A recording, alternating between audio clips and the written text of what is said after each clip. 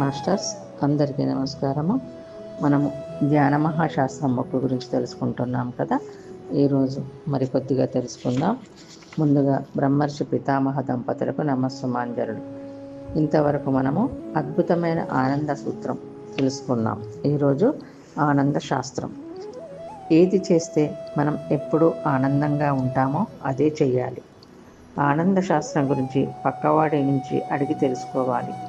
ఏది చేస్తే ఆనందంగా ఉంటుందో చెప్పే శాస్త్రాన్నే చదవాలి.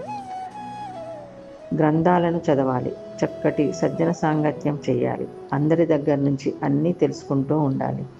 ఏది చేస్తే ఎప్పుడు ఆనందంగా ఉంటామో తెలుసుకోవాలి. కొంతమంది చిన్న చిన్న లాభాల కోసం అబద్ధాలు ఆడుతూ ఉంటారు. కానీ honesty is the best policy అనేదే తెలియదు. ఎప్పుడు కూడా త్రికరణ శుద్ధిగా ఉండడమే సరి అయిన ఆనంద సూత్రం. చెప్పిందే చెయ్యాలి, చేసిందే చెప్పాలి, ఆలోచించిందే చెప్పాలి. మనసా వాచా కర్మన ఏకంగా ఉండడమే త్రికరణ శుద్ధి కలిగి ఉండడం అంటే. త్రికరణ శుద్ధి లేని వాడికి ఆనందం ఆమడ దూరం. త్రికరణ శుద్ధి ఉన్న వాళ్ళకే ఆనందం లభ్యం.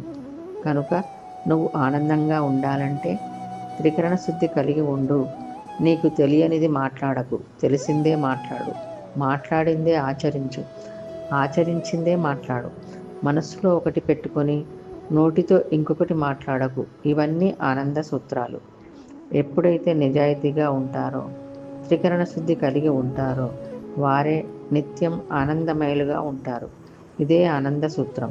కనుక ఇదే పిల్లలకు చెప్పాలి, ఇదే పెద్దలకు చెప్పాలి, ఇదే బంధువులకి చెప్పాలి, ఇదే శత్రువులకు చెప్పాలి.